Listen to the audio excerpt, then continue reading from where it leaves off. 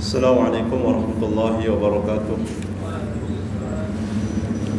Alhamdulillahi rabbil alamin, wa la udwana illa 'alal zalimin. Wassalatu wassalamu ala sayyidina Muhammadin sayyidil mursalin wa imamil muttaqin wa ala alihi wa sahbihi ajma'in, amma ba'du. Alhamdulillah, jamaah salat maghrib yang Allah Subhanahu wa taala muliakan.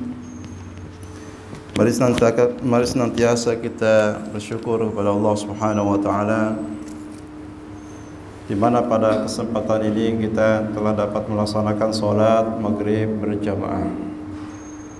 Mudah-mudahan salat kita diterima Allah Subhanahu wa taala.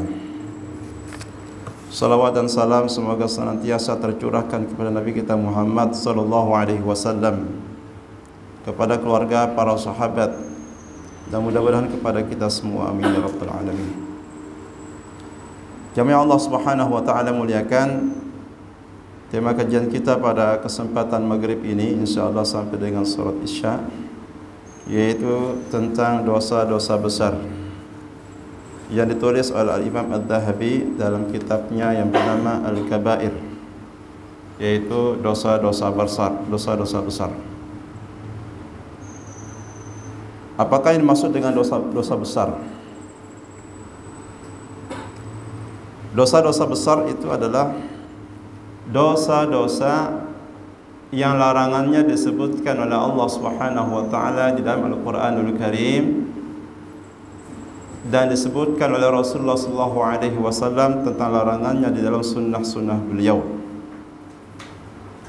ataupun dosa-dosa yang disebutkan oleh para ulama salafus salih di dalam perkataan dan pendapat-pendapat mereka yang didasarkan kepada Al-Qur'anul Karim maupun sunnah Rasulullah sallallahu alaihi wasallam. Ada mengatakan bahwasanya yang dimaksud dengan al-kabair, dosa besar, itu adalah dosa yang disertai dengan ancaman ataupun sanksi yang akan dijatuhkan kepada pelakunya, baik sanksi maupun ancaman di dunia maupun sanksi maupun ancaman di akhirat kelak.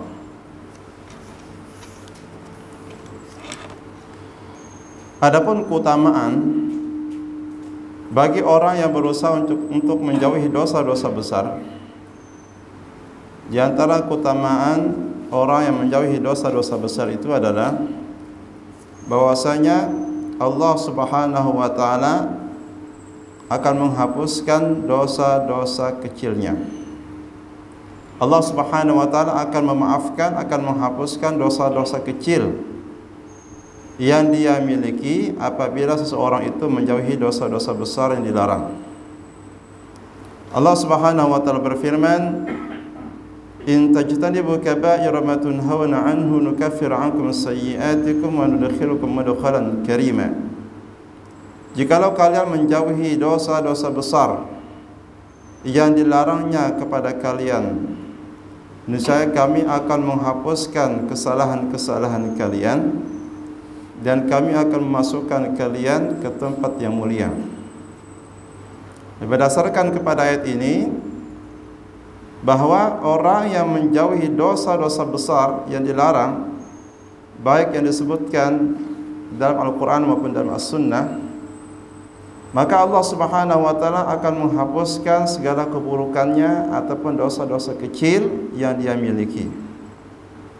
Di samping itu, Allah Subhanahu wa taala juga akan memasukkan orang tersebut ke dalam surga, yaitu ke tempat yang mulia. Inilah keutamaan bagi seorang muslim yang berusaha untuk menjauhi dosa-dosa besar, akan mendapatkan dua kemuliaan. Akan mendapatkan taghfirus shaghair, yaitu akan mendapatkan penghapusan dosa-dosa kecil atau kesalahan-kesalahan kecil, dan yang kedua adalah akan dimasukkan oleh Allah Subhanahu wa taala ke tempat yang sangat mulia di akhirat kelak, yaitu surga. Kemudian Allah Subhanahu wa taala berfirman dalam ayat yang lainnya, "Walladzina yajtanibuna kaba'iral itsmi wal fawahisha wa idza ma ghadibu hum yaghfirun." Dan orang-orang yang senantiasa menjauhi dosa-dosa besar dan juga perbuatan-perbuatan keji, dan jika mereka marah, mereka memaafkan, dan apabila mereka marah, mereka memaafkan. Dalam ayat lain disebutkan alladzina yajtanibuna kabirul itsmi wal fawahisha illa lamam inna rabbaka wasi'ul maghfirah. Orang-orang yang menjauhi dosa-dosa besar dan perbuatan-perbuatan keji kecuali al-lamam. Al-lamam ini adalah dosa-dosa kecil. Sesungguhnya Rabbmu maha luas ampunannya. Jadi berdasarkan kepada ayat ini, maka kita dapat menyimpulkan bahwasanya orang yang menjauhi dosa-dosa besar serta perbuatan-perbuatan keji, mereka akan mendapatkan rahmat Allah berupa ampunan atas dosa-dosa kecil yang dia miliki. Dan Allah Subhanahu wa taala maha luas ampunannya. Namun demikian, meskipun seseorang itu diperintahkan untuk menjauhi dosa-dosa besar dengan segala keutamaannya, tidak berarti orang itu kemudian meremehkan dosa-dosa kecil. Tidak kemudian seorang muslim itu menganggap remeh, menganggap sepele dosa-dosa kecil. Karena yang dimaksud dengan orang-orang yang menjauhi dosa-dosa besar kecuali dosa kecil adalah seseorang yang berusaha untuk menjauhi dosa-dosa besar sekaligus berusaha untuk menjauhi dosa-dosa kecil. Tapi kemudian terkadang seseorang itu dalam kondisi imannya sedang lemah atau dalam kondisi ia tidak sadar. Terkadang ia melakukan dosa kecil atau terkadang ia melakukan secara tidak disengaja dosa-dosa kecil. Maka inilah yang dimaksud orang yang berusaha menjauhi dosa-dosa besar dan juga berusaha menjauhi dosa-dosa kecil dengan sekuat tenaganya akan mendapatkan penghapusan atas dosa-dosa kecilnya,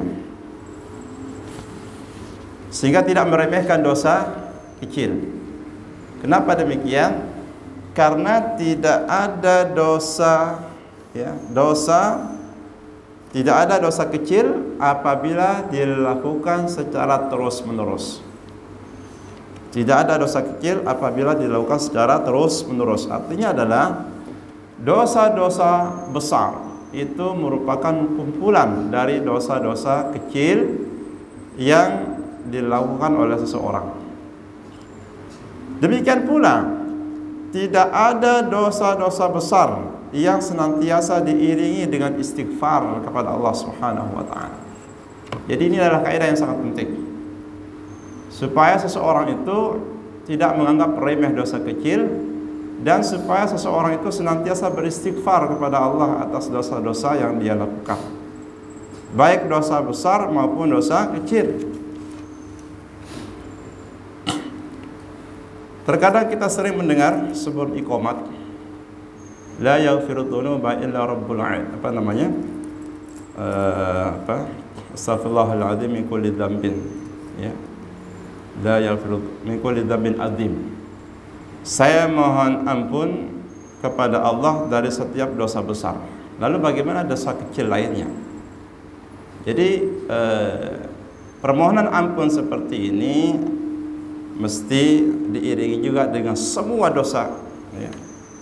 Jadi bukan sekedar astaghfirullahaladzim min kulli dzambin. Kalau bisa astaghfirullahaladzim min kulli dzunub, min jami'ud dzunub. Saya mohon ampun kepada dari seluruh dosa. Ya. Kenapa? Karena dosa kecil itu terkadang sering membuat orang terjerumus. Dosa kecil sering membuat orang terjerumus. Bahkan dosa kecil itu banyak diremehkan oleh orang. Bahkan menjadi penyebab masuknya orang atau masuknya kebanyakan manusia ke dalam neraka. Ya. Nauzubillah min dzalik. Jadi bukan hanya sekedar mohon ampun kepada Allah dari dosa-dosa besar, tapi memohon ampun kepada Allah dari seluruh dosa. Adapun dalam hadis Nabi sallallahu alaihi wasallam juga disebutkan tentang keutamaan menjauhi dosa-dosa besar. As-salawatul khamsi was-salawatul khamsu wal jumu'atu ila jumu'ati wa ramadhan ila ramadhan mukaffiratun lima bainahunna idza ijtunibatil kaba'ir. Salawat yang 5 waktu, salat yang 5 waktu dari salat ke salat berikutnya. Kemudian Jumat ke Jumat pekan berikutnya, Ramadan ke Ramadan tahun berikutnya. Semua itu menghapuskan dosa-dosa yang ada di antaranya apabila dosa-dosa besar itu dijauhi. Jadi amal soleh itu dari waktu ke waktu, baik yang harian, pekanan maupun yang tahunan, itu dapat menghapuskan dosa-dosa yang dilakukan di antara waktu-waktu tersebut dengan syarat menjauhi dosa-dosa besar. Dengan syarat menjauhi dosa-dosa besar. Berarti apa? Amalan soleh ataupun ibadah itu dapat menghapuskan dosa-dosa kecil. Jadi amal soleh itu sendiri bisa menghapuskan dosa kecil. Adapun dosa besar, bagaimana cara meraih ampunan Allah Subhanahu wa taala? Maka tidak cukup sekedar beramal. Ya, tidak cukup sekedar beramal. Berarti gimana? Maka dia harus bertaubat kepada Allah Subhanahu wa taala. Jadi dosa-dosa kecil dengan sendirinya dapat terhapuskan oleh amal-amal yang soleh, oleh ibadah-ibadah yang dilakukan oleh seorang muslim dari waktu ke waktu. Sedangkan dosa-dosa besar, maka seorang muslim wajib untuk bertaubat kepada Allah Subhanahu wa taala.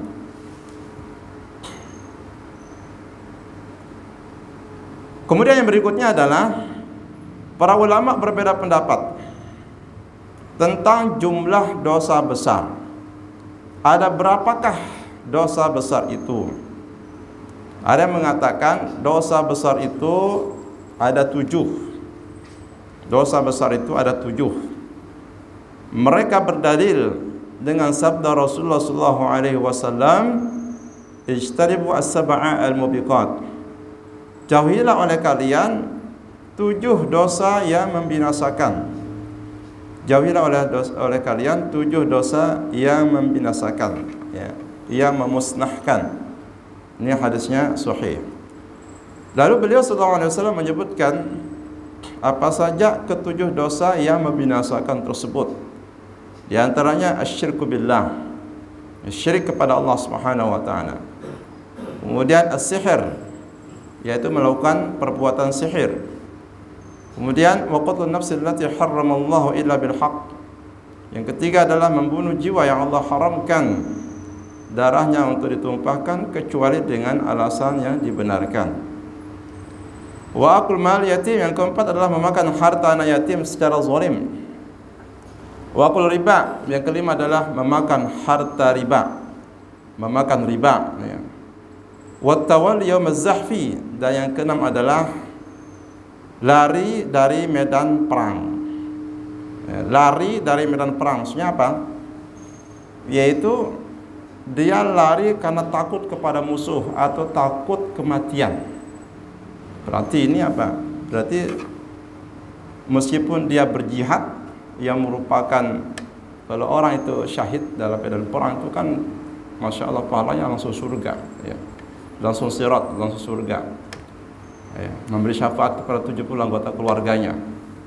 Diperlihatkan kepadanya tempatnya di surga sebelum tetesan pertama darahnya menetes ke atas bumi, ya.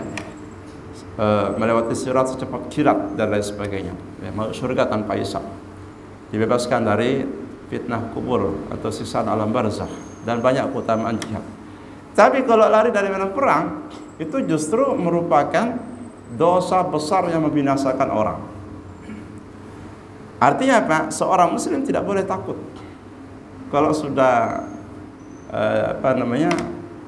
diumumkan, ditabuh, ya, genderang perang, itu seorang muslim tidak boleh takut kepada musuh. Tapi satu sisi juga tidak boleh menantang musuh. atau mengharapkan terjadinya peperangan, tidak boleh. Mentang-mentang berani, mana musuh, gue lawan, nggak boleh seperti itu.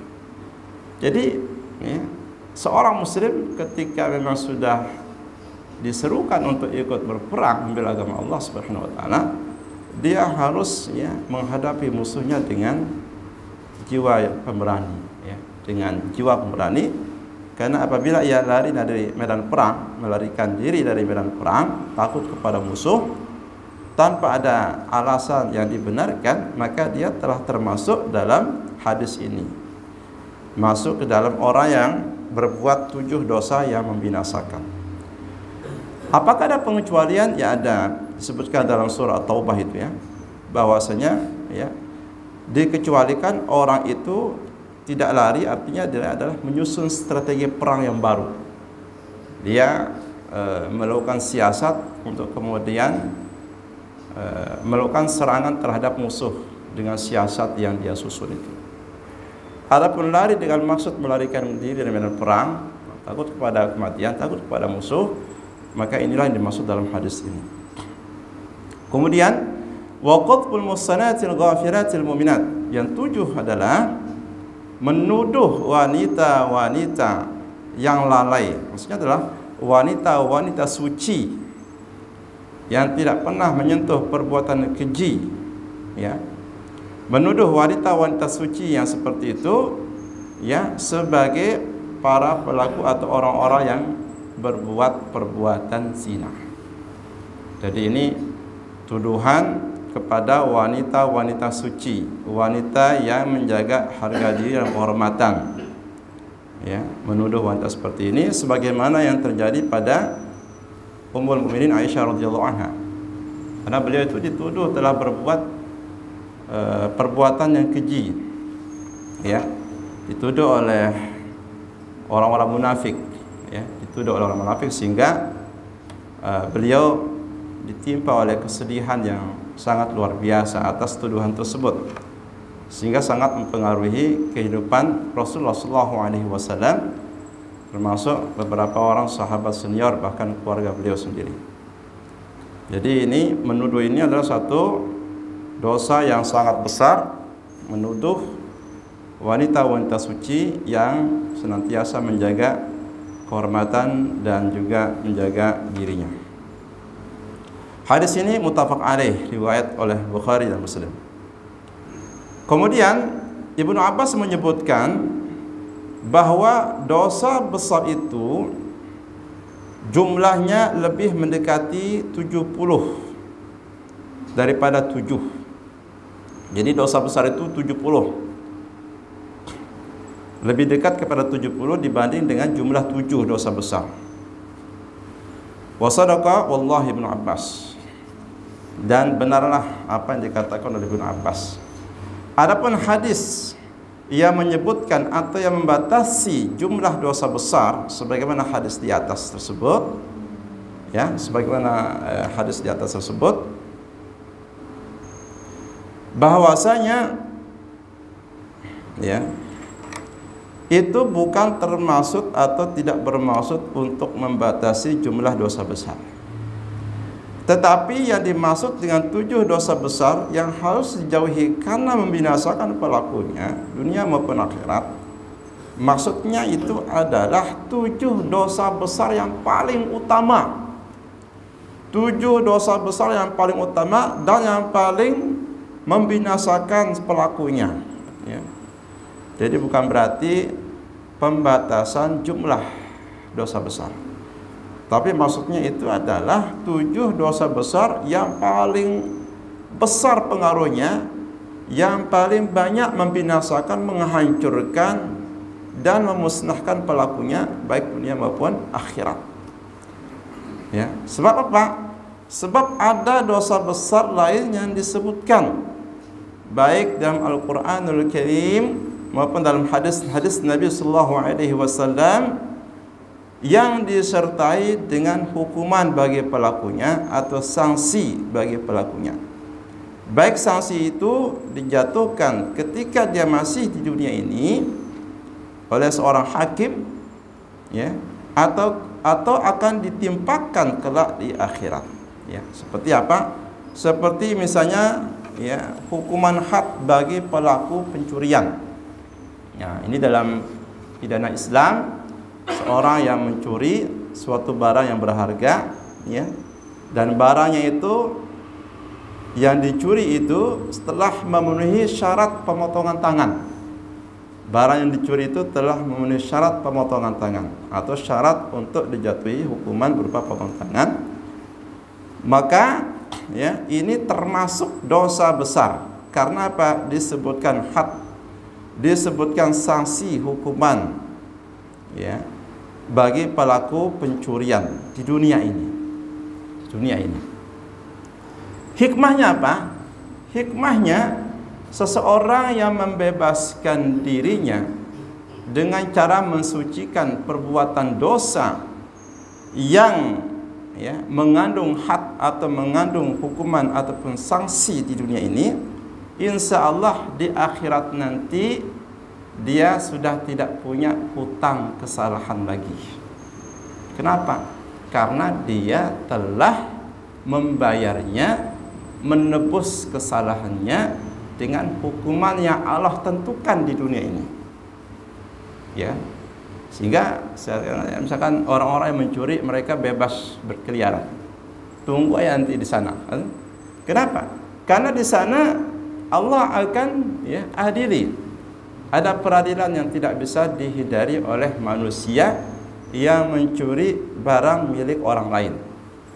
Allah akan pertemukan antara pelaku pencurian dengan korban pencurian. Lalu Allah akan mengadili antara keduanya. Ya. Dengan apa? Ya, dengan keadilan Allah Subhanahu wa taala. Di mana saat itu manusia yang mencuri atau yang mengambil hak orang lain tidak bisa menggantinya dengan apapun. Ya. Maka hari kiamat itu merupakan disebutkan sebagai istilah yaumul hasrah, hari penyesalan. Ya. Kita semua akan menyesal. Seluruh manusia akan menyesal. Ya. Jadi yang menyesal itu di hari kiamat bukan hanya orang kafir, Bapak Ibu. Yang menyesal di hari kiamat termasuk orang-orang soleh itu menyesal. Orang-orang kayak kita ini menyesal. Katakanlah ada orang masuk surga di hari kiamat, tapi ya, dia akan menyesal kenapa dia tidak melebihkan atau tidak beramal lebih untuk meraih derajat yang lebih tinggi di surga. Itu penyesalannya. Nah, di akhirat orang-orang kafir yang tidak beriman, yang tidak ada imannya dan tidak ada amal solehnya di dunia ini, itu menyesal sekali. Saking menyesalnya, mereka ingin mengganti, membebaskan. Mereka ingin ya terbebas dari api neraka, dari sisaan dalam api neraka, dengan cara membayarnya dengan dunia 10 kali lipat. Ya, dengan dunia 10 kali lipat. Hari ini dunia berharga. Hari ini dunia berharga. Tapi di akhirat nanti yang berharga itu bukan dunia, tapi iman dan amal soleh. Hari ini iman dan amal soleh ditinggalkan oleh kebanyakan manusia, dilalaikan oleh kebanyakan kita. Waktu yang Allah berikan, umur yang Allah berikan, seringkali dilalaikan oleh manusia tanpa mengisi umur mereka dengan amal soleh. Bahkan kebanyakan umur manusia diisi penuh dengan perbuatan dosa, ya, baik dosa kecil, apalagi dosa besar.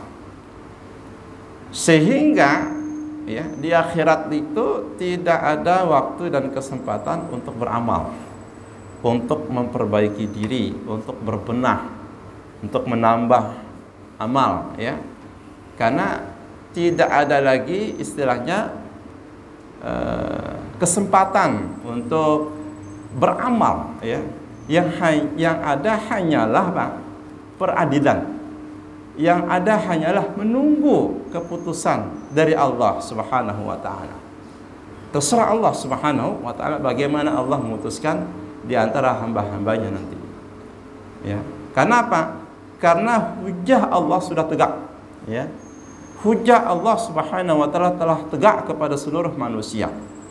Allah utus kepada mereka para nabi, para rasul, Nabi kita Muhammad sallallahu alaihi wasallam ya, menjelaskan kepada seluruh umatnya tentang apa yang dilakukan, yang harus dilakukan, yang tidak boleh dilakukan, yang haram dilakukan. Ya, karena agama ini hanya berkisar antara perintah dengan larangan. Ya, perintah itu bisa sifatnya adalah tekanan, berarti wajib. Ada perintah yang sifatnya anjuran, berarti sunnah. Ada larangan yang sifatnya harus, wajib untuk dijauhi larangan tersebut. Berarti sifatnya wajib, maka jatuh kepada yang haram hukum. Ada yang sifat larangan itu adalah anjuran untuk meninggalkannya, kalau itu jatuhnya kepada makruh. Kemudian ada yang mubah, boleh dikerjakan, boleh ditinggalkan. Semua itu sudah dijelaskan dalam Al-Quran, dalam sunnah Rasul SAW. Manusia tinggal, ya, menjiplak, manusia tinggal mengerjakan. Ibarat makanan sudah jadi, tinggal makan. Ya, rumah sudah selesai dibangun, tinggal ditempati. Tinggal itu aja. Ya, artinya hujah Allah kepada manusia itu sudah tegak, sehingga tidak ada alasan bagi manusia di hadapan Allah di hari kiamat, ya Allah, saya berbuat ini karena engkau tidak ingatkan kepada kami. Atau siapa? Allah sudah mengutus kepada kita seorang Rasul Sallallahu Alaihi Wasallam yang menjelaskan seluruh perkara agama, ya, seluruh kebaikan dunia dan akhirat, keburukan dunia akhirat telah dijelaskan seluruhnya. Dan Allah mengatakan, Al-yawma akmaltu lakum dinakum wa atmamtu alaikum ni'mati wa raditu lakum al-Islam madinah. Hari ini telah kusempurnakan nikmatku atas kalian. Ya, dan telah cukupkan nikmatku atas kalian, dan telah aku jadikan Islam itu sebagai agama yang aku ridhoi untuk kalian.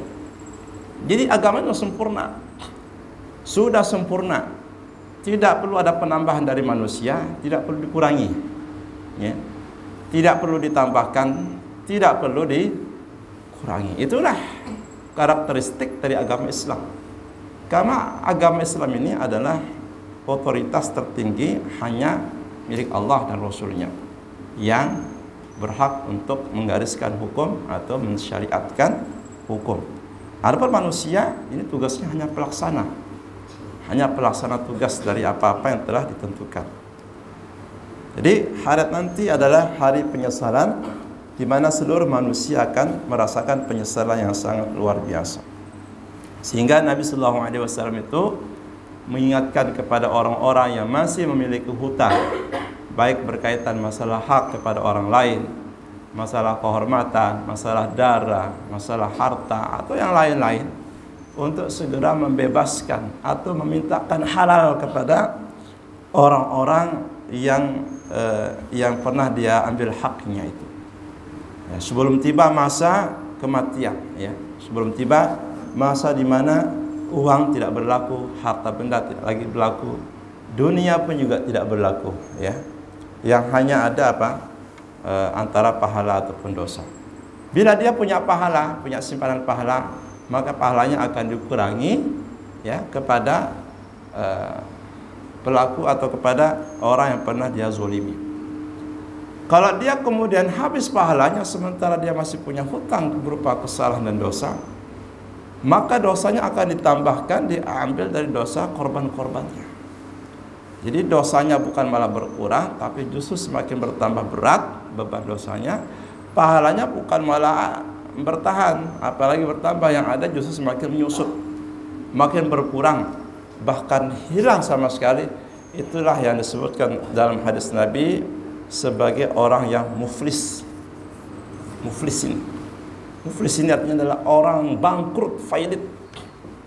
Orang itu takut bangkrut di dunia, tapi enggak takut bangkrut akhirat.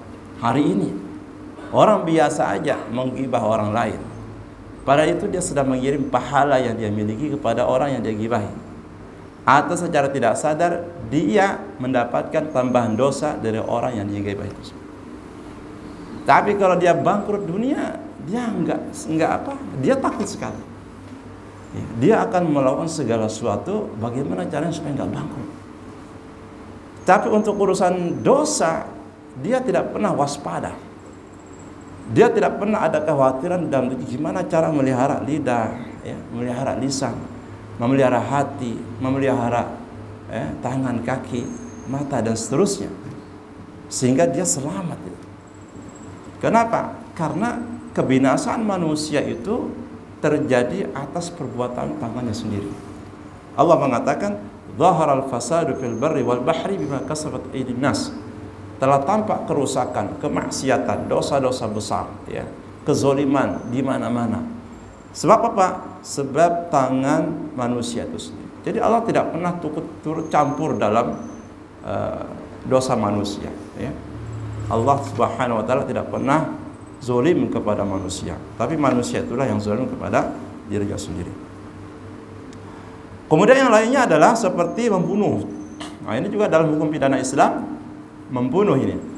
Membunuh itu sendiri ada yang disengaja, ada yang tidak disengaja, ada yang serupa dengan kesengajaan, ada yang karena kesalahan. Membunuh yang konsekuensinya adalah kisos itu secara sengaja.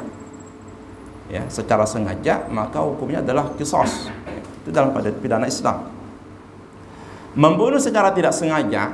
Nah, secara tidak sengaja ini adalah misalnya dia menghukum seseorang dengan sesuatu yang alat ini tidak dapat menghilangkan nyawa, hanya sekedar melukai. Tapi kemudian orang itu mati, ya, dia tidak bermaksud membunuh, hanya bermaksud untuk memukul atau menghukum secara fisik saja. Nah, itu juga ada sanksi dalam Islam. Seperti apa sanksinya? Ada yang bunuh karena kesalahan, ya, misalkan mau menembak rusa, tiba-tiba yang kena kepala manusia. Nah, ini secara nggak sengaja. Ulun tidak bermaksud membunuh keluarga pian. Ulun tadi yang hendak membunuh kepala rusa, tapi kelihatannya kepala rusa, padahal kepala manusia. Gitu kan. Jadi ini adalah pembunuhan secara kesalahan, ya, yang terjadi karena kesalahan. Ya. Jadi pembunuhan yang disertai dengan kesengajaan inilah yang kemudian berlaku hukuman qisas. Dan termasuk dosa besar. Ya. Padahal tidak disebutkan dalam hadis yang 7 membinasakan tadi.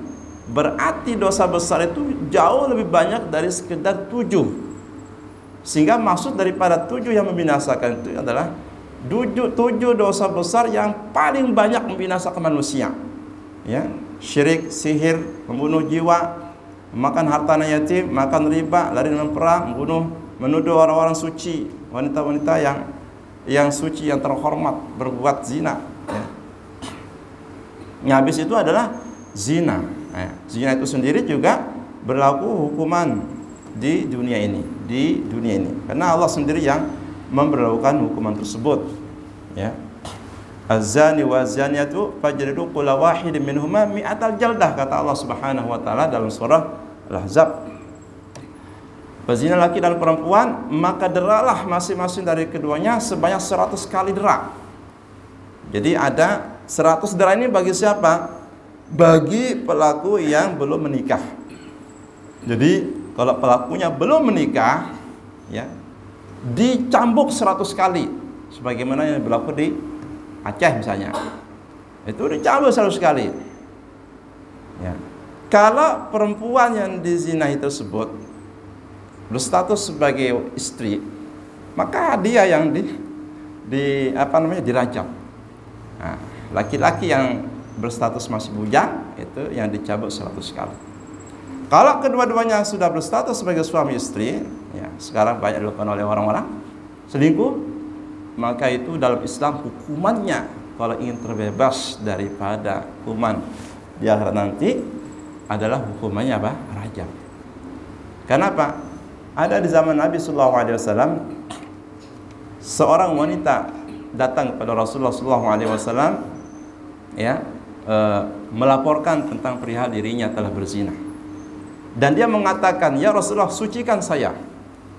Artinya apa? Betapa sahabat yang hidup di masa itu sangat ingin, ya, sangat ingin suci gitu, ya, sangat ingin mensucikan dirinya dari dosa, dan mereka takut dengan dosa itu di hari kiamat, ya. Karena Rasulullah, saya telah berzina. apa yang kau lakukan? Saya telah berzina. Ya. Kemudian kata Rasulullah SAW, lihat ternyata hamil, kemudian suruh pulang sampai melahirkan. Begitu dia melahirkan, dia bawa bayinya, ya Rasulullah, ini bayi saya, bukti bahwa saya telah berzina. Kata Rasulullah, pulang dulu sampai 2 tahun. Dia pulang 2 tahun, dia sapi anaknya, sudah besar, sudah tidak nyusu lagi. Kembali kepada Rasulullah. Lalu Rasulullah perintahkan kepada sahabat untuk merajam. Ketika dirajam, darah wanita ini mengenai salah seorang sahabat. Lalu sahabat ini sedikit mencela, ya, sedikit mencela. Maka Rasulullah mengatakan kepada para sahabat, seandainya taubatnya wanita ini, ya, dibagi kepada seluruh penduduk Madinah, maka akan habis terbagi.